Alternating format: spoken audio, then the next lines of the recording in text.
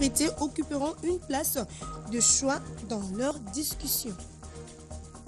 Et puis la Banque internationale pour l'Afrique au Congo serait-elle en faillite? En croire plusieurs journaux parus à Kinshasa, la BIAC est en cours de liquidité et se retrouve dans l'incapacité de satisfaire ses clients. Elle a plafonné les retraits d'argent à $500 américains. Voilà tout pour les titres. D'abord, cette nouvelle, après ces deux nouveaux appareils, Airbus 320, Congo Airways a réceptionné ce jeudi un nouvel appareil à l'aéroport international d'Ndjili, les bombardiers Kikaton Kaaki. La compagnie nationale d'aviation a été baptisée de nom de Kimpavita. C'est le Premier ministre et quelques membres du gouvernement qui ont réceptionné cet avion dans l'avant-midi à l'aéroport international d'Ndjili. Le Conseil de sécurité de l'ONU a voté le mercredi à l'unanimité la résolution 2777 prolongeant le mandat de la MONUSCO pour une année, soit jusqu'au 31 mars 2017. Le Conseil en appelle à un dialogue politique ouvert et inclusif de tous les acteurs politiques congolais pour l'organisation des élections apaisées. Il demande par ailleurs à la CENI de publier un calendrier complet révisé couvrant la totalité du cycle électoral en RDC. L'ambassadeur de la RDC aux Nations Unies s'est dit hier non satisfait par cette résolution. Suivez. Acte de la résolution que vient d'adopter les conseils relative au renouvellement du mandat de la MONUSCO en République démocratique du Congo. Tout en remerciant les conseils pour cet acte et à travers votre organe, l'Organisation des Nations Unies, mon gouvernement regrette et ne peut s'en cacher que la résolution ait choisi d'ignorer les points de vue pertinents de la République démocratique du Congo sur des questions essentielles qui engagent son avenir, notamment sur les élections, la lutte contre les groupes armés et la réduction de la force de la MONUSCO. Concernant les élections, mon pays tient à l'organisation des élections libres et respectueuses des standards internationaux en matière d'inclusivité, de transparence et de crédibilité. L'insistance du ministre des Affaires étrangères de la coopération internationale de mon pays sur l'importance que la République démocratique du Congo attache à la paix et à la stabilité ne devait pas être interprétée comme un prétexte pour mon pays à repousser les élections. En justice, bientôt les magistrats congolais pourront bénéficier d'une formation judiciaire à Kinshasa. Une délégation du ministère français de la Justice s'est entretenue le mercredi avec le ministre congolais de la Justice, Alexis Tambwe Mwamba, sur l'évolution des travaux de construction de l'École nationale de formation judiciaire, dont son inauguration est prévue au mois d'octobre 2016. Fanny Anifaka Semwala, Boudri Mata et Patrick Pezo.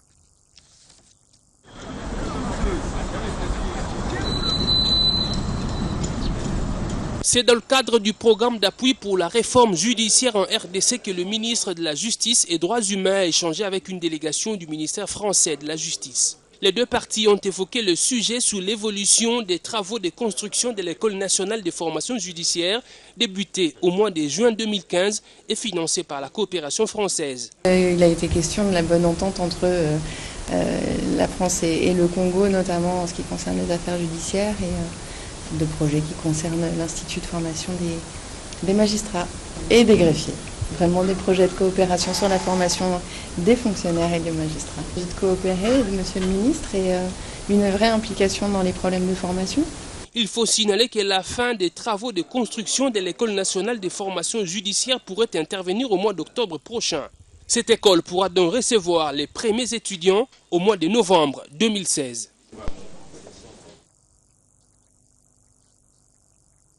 Parlant élection à présent, le Royaume de Belgique est très intéressé par le processus électoral en République démocratique du Congo. C'est ce qui justifie le déplacement effectué le mercredi par une délégation du Parti socialiste belge au siège de la centrale électorale où elle a échangé avec Corneille Nangaa. Suivez.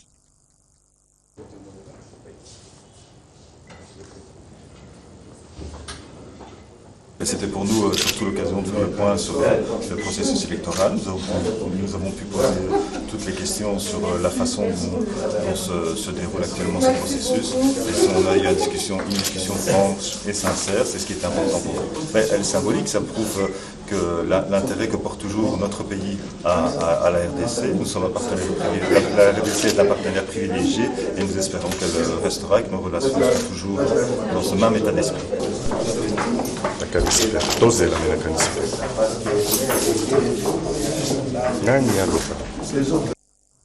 Et puis la province du Nord-Ubangi connaît le nom de son tout premier gouverneur. Il s'agit de Madame Marie-Thérèse Guerembo, élue au second tour du scrutin qui s'est déroulé le mardi à l'Assemblée provinciale face à son challenger Teddy Kapalata du MLC. Le résultat provisoire de ces scrutins a été rendu public par la CENI. Suivez.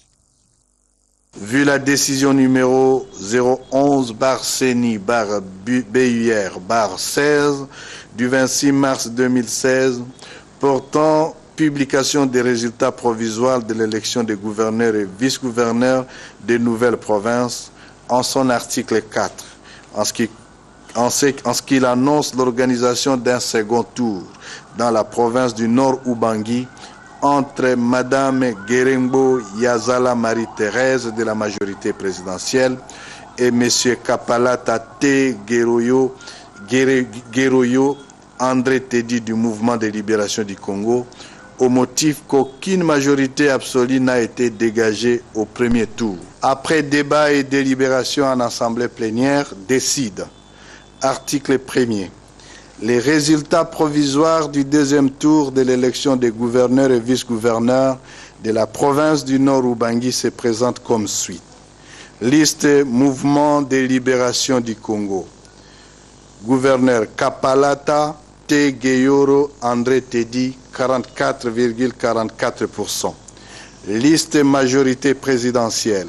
Gouverneur Guerembo Yazalo Marie-Thérèse, 55,56%.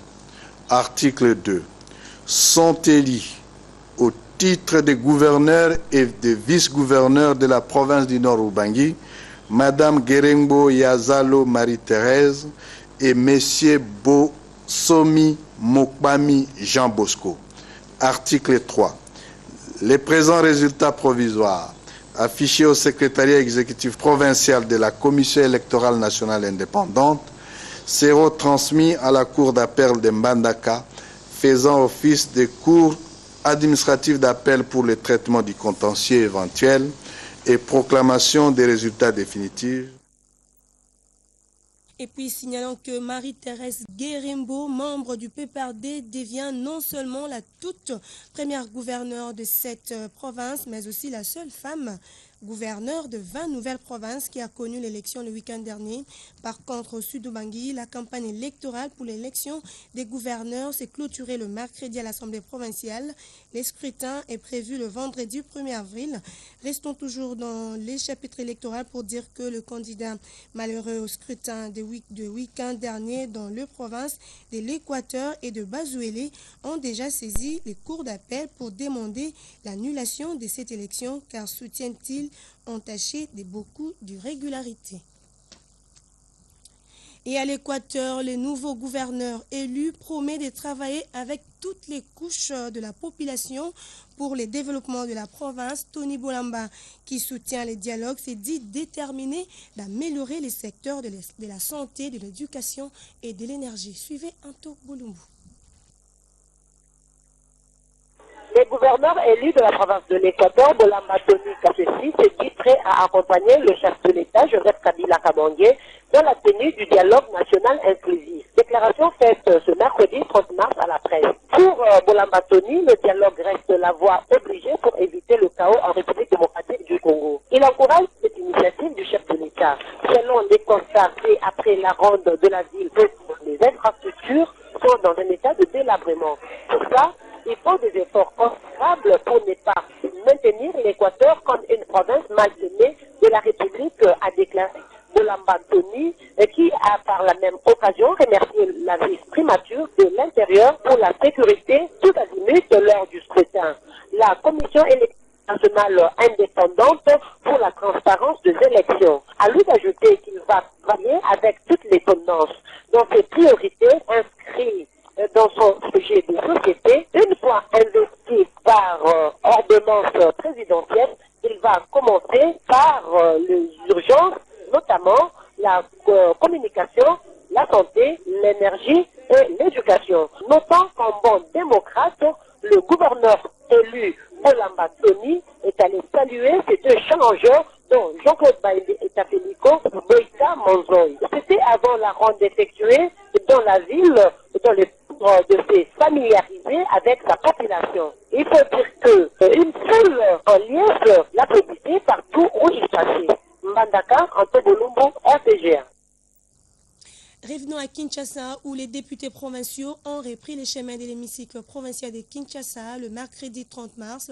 Une session de mars très chargée selon le président Roger Ntingui. Krioni Kibungu nous en dit plus. Un déploiement policier qui explique tout. 13h, heure de Kinshasa, le gouverneur de la ville, André Kimbuta Yango, fait son entrée au ministère des Affaires étrangères. Poignée de main avec les responsables de la police, tous se dirigent vers la salle, à l'intérieur une panoplie d'invités. Les officiers de la police, les responsables des entreprises publiques, le premier président de la cour d'appel, les bourgmestres, tous étaient là pour la circonstance. Quelques minutes, c'est l'hymne national qui retentit. Les députés provinciaux reprennent le travail. Pour cette rentrée, un seul point à l'ordre du jour. Le discours du président de l'Assemblée provinciale, Roger Singhi, l'entame en faisant allusion au massacre terroriste dans le monde. Les actes qu'il condamne fermement. Très rapidement, Roger Singhi va révéler les matières qui seront débattues pendant cette session de mars. Il me revient de vous annoncer qu'au cours de cette session ordinaire, l'Assemblée provinciale de Kinshasa consacrera une grande partie de ses travaux au traitement et à la recherche des solutions idoines aux préoccupations généralement exprimées par nos populations. Il s'agit entre autres 1. Des inondations pluvieuses répétitives qui frappent plusieurs quartiers de la ville de Kinshasa et leurs conséquences néfastes. 2. De l'instabilité dans la desserte en eau et en électricité dans plusieurs quartiers de la capitale. 3. Du délabrement avancé des infrastructures routières de la capitale. 4. De l'insalubrité criante dans l'ensemble des marchés urbains et municipaux ainsi que dans les différentes communes de la capitale. 5. De la recrudescence du phénomène Kuluna. 6. De la hausse des prix des produits de première nécessité sur les différents marchés de la ville de Kinshasa. Pour trouver des réponses aux préoccupations de la population quinoise recueillies par les députés pendant leurs vacances, plusieurs ministres et responsables des services publics seront interpellés. D'après le président de l'Assemblée, il s'agira du ministère de l'Énergie, le responsable de la SNEL, le ministre des Infrastructures, les responsables de l'OVD, le ministère provincial de l'Économie, celui de l'Agriculture, le ministre de la Population et celui des Affaires humanitaires. Des questions des vignettes, la grogne des agents de la DGRK ainsi que les abus observés trouveront des réponses pendant la session. À ce sujet, plusieurs responsables de cette institution seront vivement interpellés. Cette session ne sera pas consacrée seulement au vote des projets dédits, mais aussi au contrôle parlementaire. Parmi ces projets dédits figurent la consolidation du budget 2016, l'usage agricole, le projet dédié sur la répartition des recettes entre la ville et les communes, sur la question qui divise les uns et les autres, à savoir le dialogue. Roger Singhi appelle les Quinois et Quinoises à adhérer massivement à l'initiative du chef de l'État afin de consolider la paix chèrement acquise. Autre chose à présent, le ministre de la Santé publique a présenté le projet de loi portant création, organisation et fonctionnement de l'ordre des infirmiers à la plénière de l'Assemblée nationale. Pour Félix Kabange-Numbi, la présente loi viendra remplir pour la RDC une exigence de la SADC et l'ordre des infirmiers doit également combattre les nombreux abus dont se rendent coupables plusieurs infirmiers. Martin Kayembe et Sylvain Bété. Honorable Mokolo. Bientôt, la République démocratique du Congo sera dotée d'une loi portant création, organisation et fonctionnement de l'ordre des infirmiers. C'est ce qui justifie la présentation du projet de loi devant les députés nationaux par le ministre de la Santé publique, Félix Kabange-Numbi. La loi sous examen va permettre aux infirmiers de remplir leur mission sociale dans un secteur où le marché des soins et des services ne peut intervenir seul et exige l'éthique. Le ministre de la Santé a également soutenu que l'infirmier est l'épine dorsale du système de santé dans la mesure où ses responsabilités deviennent de plus en plus complexes. Les soins et services qu'offre l'infirmier à la personne, à la famille et à la communauté doivent être de qualité, d'où la République démocratique du Congo n'a pas un cadre légal devant le garantir, ce qui impose la nécessité d'un ordre susceptible de sauvegarder la confiance. La loi viendra réguler l'exercice de la profession infirmière en RDC. Kabange-Numbi soutient aussi que la présente loi vient répondre aux exigences de la SADC, celle de réguler et combattre les nombreux abus dont se rendent coupables plusieurs infirmiers dans l'exercice de leur profession. Elle aborde les modalités de collaboration avec les structures étatiques et des corporations professionnelles. La loi, une fois adoptée, va instaurer les conditions d'admission dans l'ordre, dont la principale est la détention par le requérant d'un diplôme ou son équivalent requis pour exercer la profession infirmière et fixe le fonctionnement de l'ordre à 2 niveaux, national et provincial, par le Conseil national de l'ordre et les conseils provinciaux de l'ordre. Et puis les secteurs pharmaceutiques congolais éprouvent d'énormes difficultés. 25 ans après, l'ordre des pharmaciens en appelle à une volonté politique pour redresser ces domaines afin de permettre aux populations de bénéficier des soins pharmaceutiques de qualité. Plus de détails avec Suzy Kibira-Omari et Francis Yamoundé. La place d'un médicament est dans une pharmacie et c'est le pharmacien qui est habilité à délivrer un produit. Malheureusement, République démocratique du Congo, ce principe de l'ordre des pharmaciens est loin d'être appliqué. Tout le monde presque s'est arrogé cette prérogative, d'où la vente d'une manière illicite des médicaments à même le sol, exposant la population au danger de consommer des produits périmés et mal conservés. Profitant des 25 ans de l'ordre des pharmaciens, le Conseil national de l'ordre a décrié la situation déplorable de ce secteur et promet de poursuivre le combat pour redorer l'image ternie de ce domaine vital. Que la situation du secteur pharmaceutique sur l'ensemble du pays est loin d'être reluisante. Les plaintes entendues ici à Kinshasa ne sont rien par rapport à l'image tirée du fin fond du pays.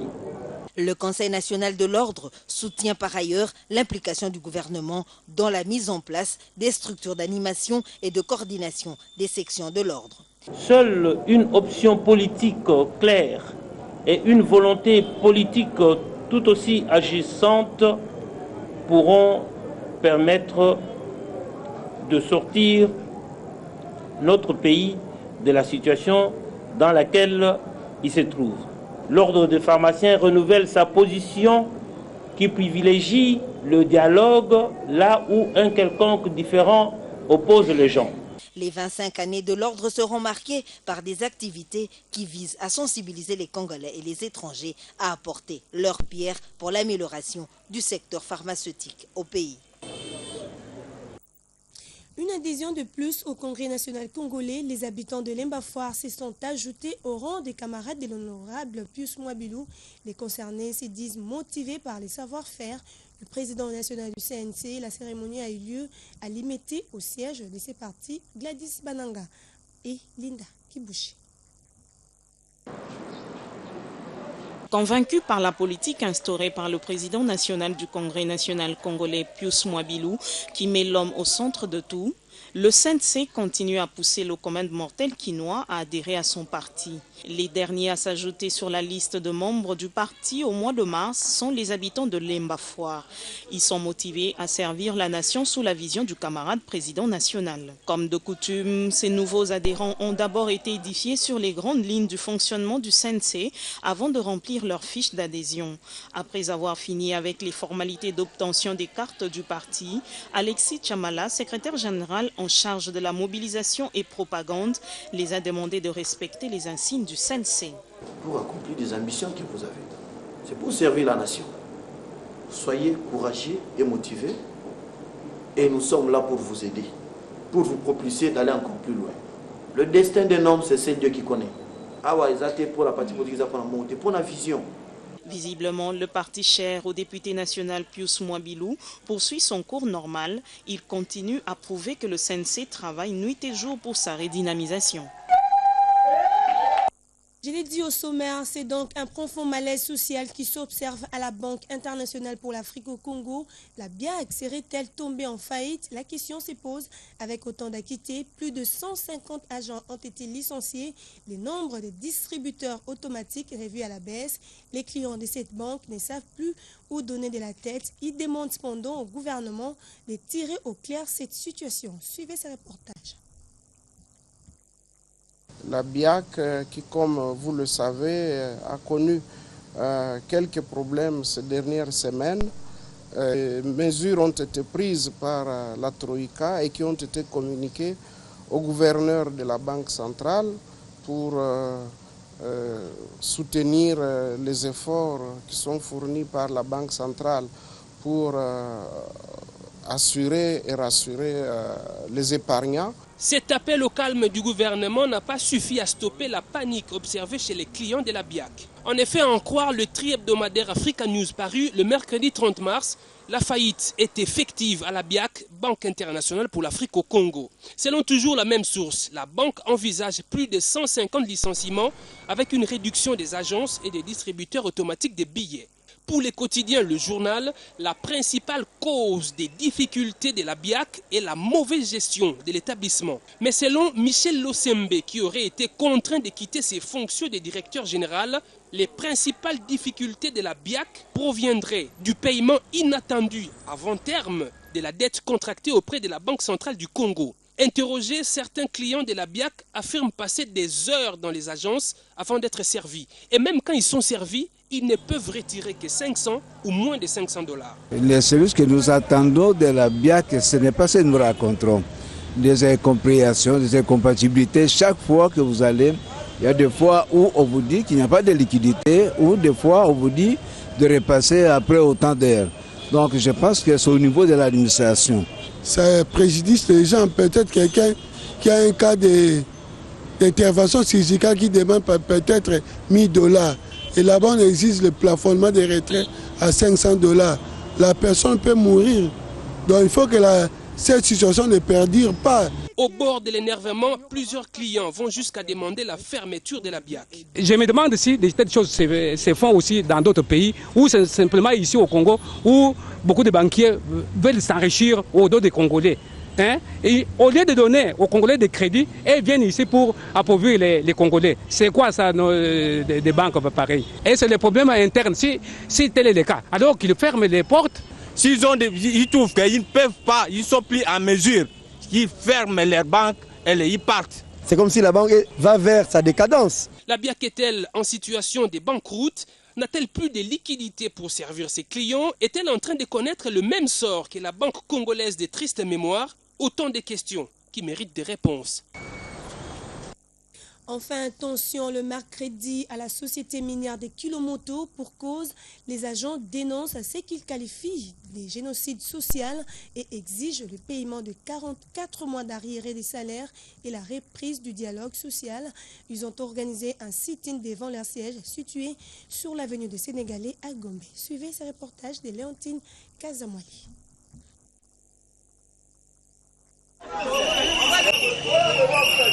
C'est l'ambiance qui a régné ce mercredi au siège administratif de la société minière Kilomoto, Sokimo, située sur l'avenue des Sénégalais à Gombe. Ces agents réclament la révisitation de tous les contrats signés par la Sokimo et dénoncent ce qu'ils qualifient d'abandon de leur société par le gouvernement congolais. Debout, scandant des chansons, tous unanimes demandent l'amélioration de leurs conditions sociales. On marque que c'est 44 mois impayés. Et tous les efforts que nous avons faits, jusque-là, le gouvernement ne répond à rien, puisque c'est lui l'État propriétaire. Mais dernièrement, ici, nous avons nos rejets que nous devons travailler pour produire de l'or. Et les précédents, veut dire que les DG précédents, ils ont acheté des matériels, l'usine et tout ça. Mais jusque-là, on ne fait pas un effort pour que ce matériel rentre ici au Congo, pour que nous commencions la production. Dès que nous commençons la production, on pourra avoir nos salaires chaque mois. Mais qu'est-ce qui fait que ce matériel n'arrive pas? Nous revendiquons d'abord, les 44 mois d'arriéré des salaires. Nous réclamons qu'on puisse nous payer les salaires mensuels. Il y a le gouvernement qui a reçu beaucoup d'argent pour l'Okimo avant que nous puissions relancer, que le gouvernement nous supporte comme il a fait pour la GECAMIN, comme MIBA, comme NCC, comme toutes les sociétés. Nous commençons aujourd'hui, nous commençons notre guerre aujourd'hui. Après avoir tenté à plusieurs reprises de voir les autorités compétentes sans succès, ces travailleurs comptent entamer d'autres actions pour faire entendre leur voix. Contacté sur le dossier, le directeur général des Sokimo, Jean Baudouin Audravel, a promis des éclairages et des informations concrètes sur cette affaire dans les heures qui viennent. Mesdames, Messieurs, voici les rappels de l'essentiel. Le mandat de la MONUSCO a été prolongé d'une année par la résolution 2777 du Conseil de sécurité des Nations Unies. À travers ces résolutions, les conseils appellent à un dialogue politique inclusif de tous les acteurs congolais pour l'organisation des élections apaisées en République démocratique du Congo. Et puis, les députés provinciaux de Kinshasa ont repris le service le mercredi avec la rentrée parlementaire. Une session très chargée à en croire le président Roger Ntingui. L'impraticabilité des routes, l'insalubrité occuperont une place de choix dans leur discussion. Enfin, la Banque internationale pour l'Afrique au Congo serait-elle en faillite? En croire plusieurs journaux parus à Kinshasa, la BIAC est en cours de liquidité et se retrouve dans l'incapacité de satisfaire ses clients. Elle a plafonné les retraits d'argent à 500 $ américains. C'en est fini pour session d'information. Mesdames, Messieurs, votre fidélité nous honore.